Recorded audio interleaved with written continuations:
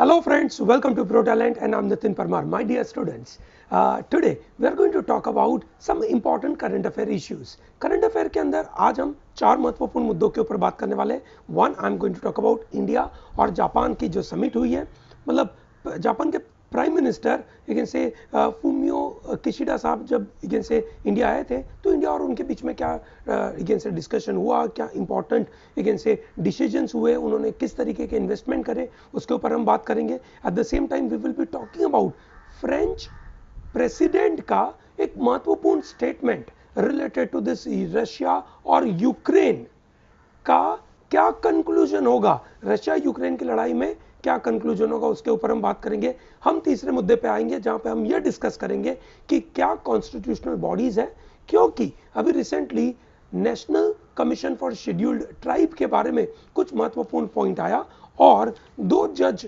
Bench supreme court जिन्होंने split judgement दिया on the case of POCSO. ठीक है, चलिए great, let's start one by one. पहला पॉइंट इज अबाउट इंडिया और जापान के बीच में क्या सिनारियो है. दोस्तों, जापान के प्राइम मिनिस्टर मिस्टर फूमियो किशिडा, ठीक है, it's a new prime minister after Shinzo Abe.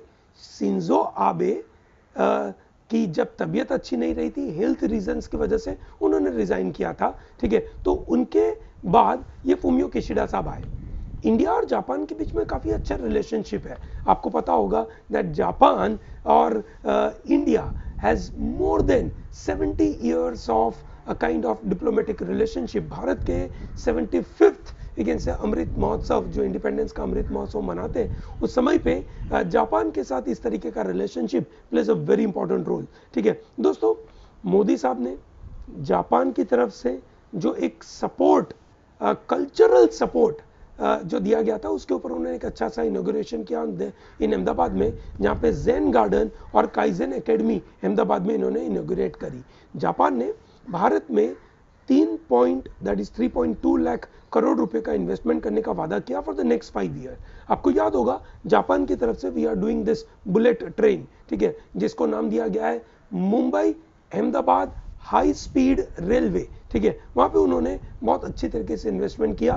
Current affair के नजरिए से ये पॉइंट आपको याद रहे कि ये इन्वेस्टमेंट आता है जीका की तरफ से, JICA which is called Japan international cooperation agency, उनकी तरफ से आता है. दोस्तों, जापान ने इंडिया के साथ और क्या क्या चीजों के ऊपर से कोऑपरेशन किया. One is sustainable development of north eastern region.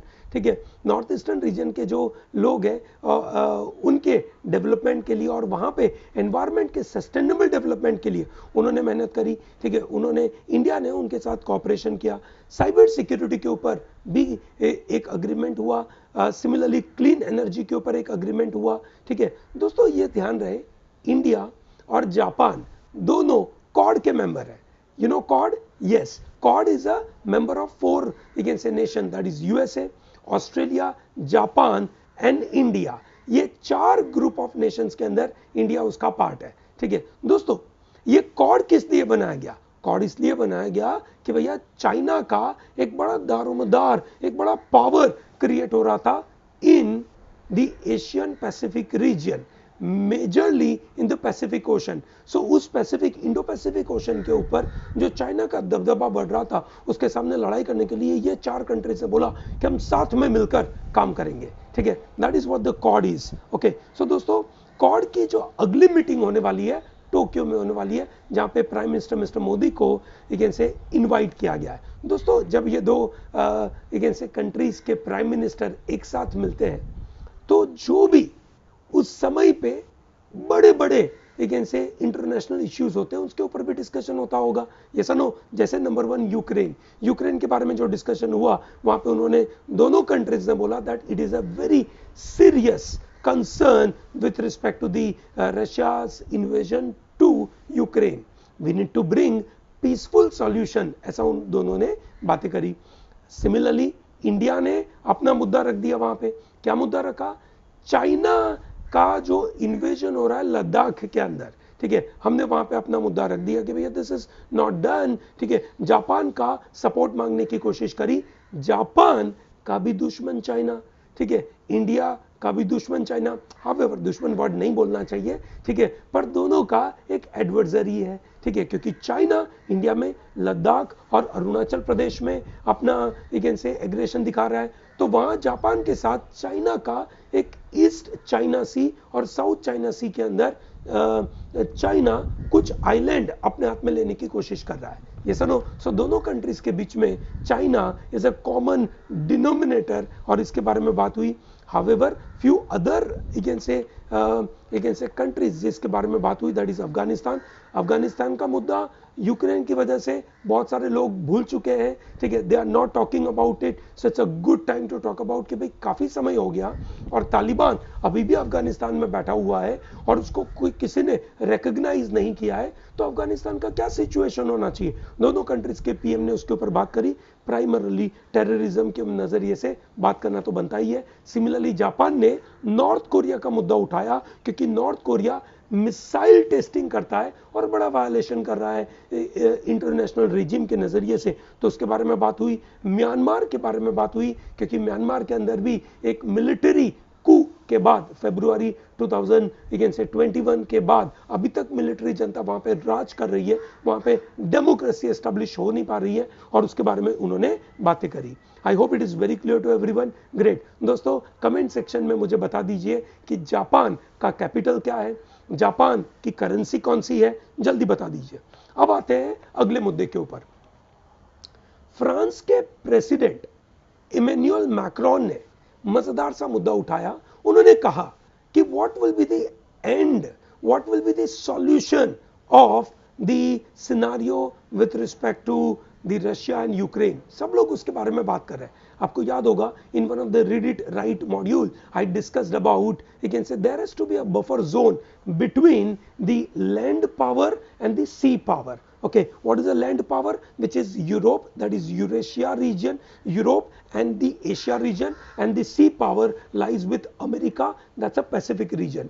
तो जो लोग you can say यूरेशिया के ऊपर कंट्रोल करना चाहेंगे, वो ज्यादातर कौन सा होगा, ईस्टर्न यूरोप जो कंट्रोल करेगा वो कंट्रोल करेगा लैंड पावर के ऊपर। तो इन दोनों के बीच में एक बफर जोन होना चाहिए, ठीक है। तो उन्होंने वर्ड यूज किया फिनलैंडाइजेशन, ठीक है। फिनलैंड एज अ नेशन, ठीक है, is a very neutral country. Finland, Sweden, Switzerland, they are the neutral countries. What do you mean by neutral countries? Neutral का मतलब हो गया they are not, you can say, with NATO, they are not with Warsaw, they are not fighting or they are not supporting openly with any other country. They say we are neutral, we are not going to go for fight with any nation. So Switzerland remain, you can say strictly neutral country. So France के president Emmanuel Macron ने यही word बोला, Finlandization is the solution to this Russia और Europe के Russia और Ukraine के बीच में जो लड़ाई हो रही है वो। सो दोस्तों, ये न्यूट्रलिटी फिनलैंड की कब चालू हुई? 1948 में यूएसएसआर और फिनलैंड के बीच में एक अग्रीमेंट हुआ, ठीक है, याद रखिएगा, it is a Soviet union के बीच में हुआ। सोवियत यूनियन गॉट कोलैप्स इन 1991। तो ये ट्रीटी का क्या होगा वो भी समझना जरूरी है। पहले समझते हैं ये ट्रीटी का नाम क्या है। It is YYA is a treaty, okay. देखिएगा दोस्तों, उसका फुल फॉर्म गूगल पे सर्च करिए, बिकॉज दैट्स यू कैन से कुछ फिनलैंड का वर्ड है, रशियन वर्ड उसके साथ मिक्स हुआ है, बट दैट इज 1948 का ये ट्रीटी हुआ। आर्टिकल नंबर 1 ऑफ उस ट्रीटी में बोला गया, in the eventuality of Finland और USSR through Finnish territory becoming the object of armed attack by Germany or any state allied with, you can say later, which is USSR के साथ किसी ने भी अग्रीमेंट करा है और उसने फिनलैंड के ऊपर अटैक कर दिया, then Finland will, true to its obligation as an independent state, fight to repel the attack. मतलब it will try to fight attack, ठीक है, उसके सामने लड़ाई करेगा, दैट्स इट। जिसने अटैक किया उसके ऊपर लड़ाई करेगा। They will not go with a war with, you can say, USSR और Soviet Union, they will not go for war, ठीक है। तो दोस्तों 1946 से 1992 के बीच में जो टाइम पीरियड रहा उसको इन्होंने बोला पासिकिवी केकेनॉन लाइन, क्या नाम दिया गया? पासिकिवी केकेनॉन लाइन, ठीक है।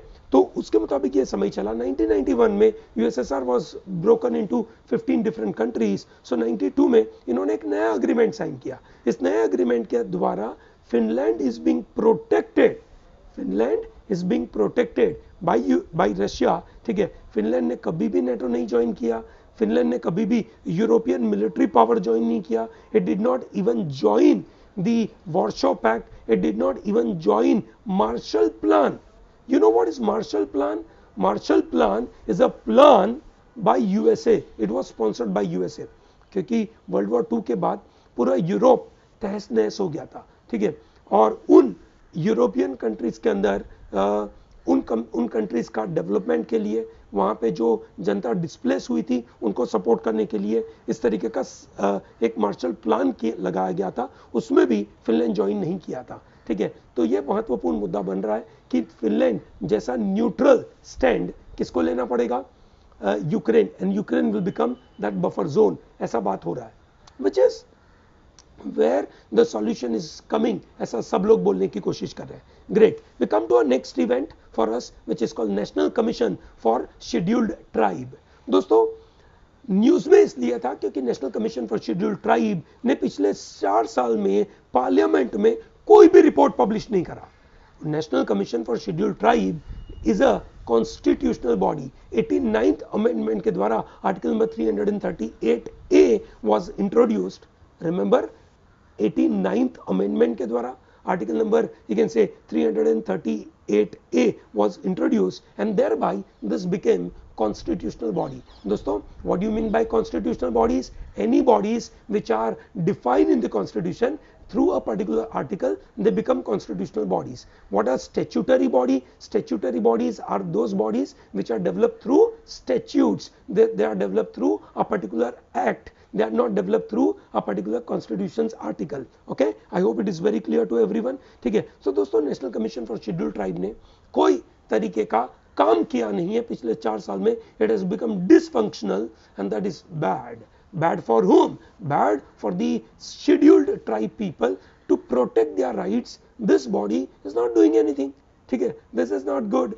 दोस्तों, आपको पता होगा there is a Prevention of Scheduled Caste and Scheduled Tribe Atrocities Act. Okay, Prevention of Atrocities Act which is 1989 में एस्टेब्लिश करा गया था, ठीक है। और उसको इम्प्लीमेंट करने के लिए we need National Commission for Scheduled Tribe, उसकी जरूरत है, पर वो कहीं ना कहीं डिसफंक्शनल हो चुका है। So you should know. So by bringing this particular news item to your notice, मतलब मुझे ऐसा लग रहा है कि आपको मुझे ये बताना चाहिए कि क्या कॉन्स्टिट्यूशनल बॉडीज है, क्या आपकी स्टैट्यूटरी बॉडीज है, ये आपको पता होना चाहिए। ये सुनो, क्या एग्जीक्यूटिव बॉडी है? तो दोस्तों बताइए, क्या नीति आयोग कॉन्स्टिट्यूशनल बॉडी है?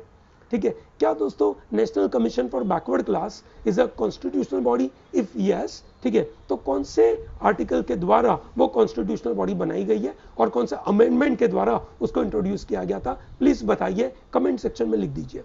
Now we come to our 4th event for the day which is known as POCSO के ऊपर 2 सुप्रीम कोर्ट जजेस का एक जजमेंट आया। Now this judgement is a split judgement. What do you mean by split judgement? एक जज petition के favour में है और दूसरे जज उसके अगेंस्ट है। So that's called split judgement. Now what happens with that judgement? अगर कोई स्प्लिट जजमेंट होता है उसका क्या होगा? भैया कोई से सही आउटकम तो आया नहीं, ठीक है। दोस्तों generally you can say in a criminal case split judgment आता है, ठीक है, तो that's not acceptable क्योंकि उसके ऊपर कहीं ना कहीं तो सामने वाले को पनिशमेंट देने की आवश्यकता है, ठीक है। तो वहां स्प्लिट जजमेंट की इतनी आवश्यकता होती नहीं है। पर जहां पे इंटरप्रिटेशन करना है कोई पर्टिकुलर लॉ का, ठीक है, क्या इस तरीके से पर्टिकुलर आईपीसी का सेक्शन या सीआरपीसी का सेक्शन कोई दूसरी जगह पे अप्लाई होगा या नहीं होगा, इस तरीके से जब जजमेंट होते हैं तो वहां पे स्प्लिट जजमेंट होता है। स्प्लिट जजमेंट का मतलब हो जाता है कि भैया एक जज मानता है कि अप्लाई होगा, दूसरा बोलता है नहीं होगा, तो फ्यूचर के जो जजेस होंगे या फ्यूचर के जब केसेस होंगे, उस केसेस के अंदर वो ध्यान रखेंगे कि क्या रीजन की वजह से उन्होंने बोला कि ये अप्लाई होगा और क्या अप्लाई नहीं होगा, ठीक है। So that's about this split you can say judgement. Now what is a case here, है ना, वो समझना बहुत जरूरी है दोस्तों। दो जज बेंच ने जो अपना जजमेंट डिलीवर किया, that is about section 155 sub clause 2 of CRPC, which is Criminal Procedure Code, ठीक है, whether that section 155 sub clause 2 will be applied in the case of POCSO. What is POCSO? Protection of Children, ठीक है, of Sexual Offences Act. Protection of Children through you can say Sexual Offense Act, ठीक है। उसके बारे में बात की कि क्या सेक्शन 155(2) उसके ऊपर अप्लाई होगा। सेक्शन 155(2) क्या बोलता है? It says police officers cannot investigate non-cognizable offense without the order of a magistrate, ठीक है, मतलब मैजिस्ट्रेट के ऑर्डर के बगैर नॉन कॉग्निजेबल ऑफेंस के अंदर पुलिस उसको इन्वेस्टिगेट नहीं कर सकता, ठीक है। अब सेक्शन 23 ऑफ पोक्सो बोलता है कि भैया जो यू कैन से चाइल्ड ऑफेंसेस, सेक्सुअल ऑफेंसेस हुए चिल्ड्रन के ऊपर, वहां पे उनकी आइडेंटिटी डिस्क्लोज नहीं करनी चाहिए, क्योंकि उनकी आइडेंटिटी अगर डिस्क्लोज करेंगे तो उनके डिग्निटी को, उनके फ्यूचर को बड़ा धक्का लगेगा। It is a fundamental breach of right of a child, ये सेक्शन 23 बोलता है। तो सेक्शन 23 अगर ये बोलता है, ठीक है, तो क्योंकि वो कॉग्निजेबल ऑफेंस है और जब पुलिस उसको इन्वेस्टिगेट करेगा, ठीक है, तो जब पुलिस इन्वेस्टिगेट करेगा तो आइडेंटिटी डिस्क्लोज हो जाएगी, ये सुनो, क्योंकि पुलिस के पास वो इन्फॉर्मेशन आ जाएगी। अब वो इन्फॉर्मेशन मैजिस्ट्रेट के पास जाएगी या नहीं जाएगी, क्योंकि इन्वेस्टिगेशन तो पुलिस कर रहा है ना, ठीक है। तो सवाल यही पैदा हुआ कि क्या मैजिस्ट्रेट के ऑर्डर से ही ये इन्वेस्टिगेशन होना चाहिए या नहीं। ये सवाल पैदा हुआ कि मैजिस्ट्रेट के ऑर्डर से होना चाहिए। तो एक जज साहब ने बोला कि यस उसी से होना चाहिए, दूसरे जज साहब ने बोला कि नहीं उससे नहीं होना चाहिए। यस और नो, ठीक है, चलिए great. I hope this current affair modules are useful to you. These are the new ways we are bringing to you, ठीक है। Our aim is to bring on a daily basis. अगर आपको ये अच्छा लगता है, ठीक है, ये तरीके का डिस्कशन, सो आप बताइए कमेंट सेक्शन में, मुझे बताइए। I will be more than happy to respond to that. Okay, thank you and all the best.